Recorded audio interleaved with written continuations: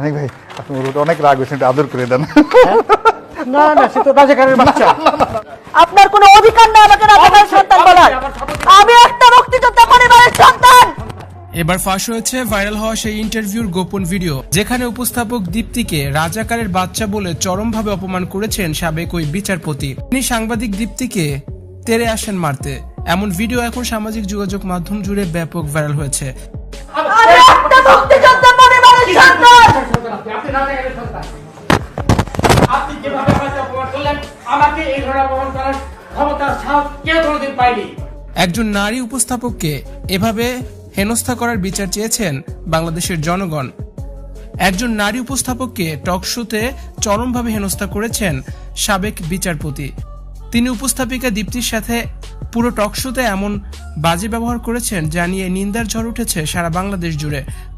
তবে একটু সময়ের জন্য বিচারপতির এমন বাজে ব্যবহারে রাগান্বিত হননি উপস্থাপিকা দীপ্তি।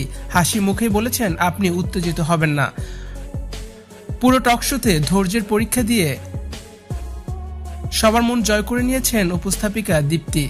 তবে এবার টক শোতে অফ ক্যামেরায় রেকর্ড করা একটি ভিডিও ছড়িয়ে পড়েছে অন্তর্জালে, যেখানে উপস্থাপিকা দীপ্তিকে রাজাকারের বাচ্চা বলে গালি দিয়েছেন ওই বিচারপতি। আর এমন অপমান সহ্য করতে না পেরে কান্না জড়িত কণ্ঠে তিনি প্রতিবাদ করেছেন, আমি রাজাকারের বাচ্চা না, আপনার আমি কোনো অধিকার মুক্তিযোদ্ধা নেই আমাকে পরিবারের রাজাকারের সন্তান। সন্তান বলার। আপনি আমি আমাকে একটা এভাবে গালি দিতে মুক্তিযোদ্ধা পারেন না। পরিবারের সন্তান। বিচারপতি এতে আরো বেশি উত্তেজিত হয়ে যান।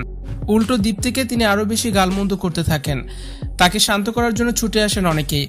গোলাম মাওলা রনিও ছুটে এসে তাকে শান্ত করার চেষ্টা করেছেন। পরবর্তীতে তাকে ধরে অনুষ্ঠান থেকে নিয়ে যান।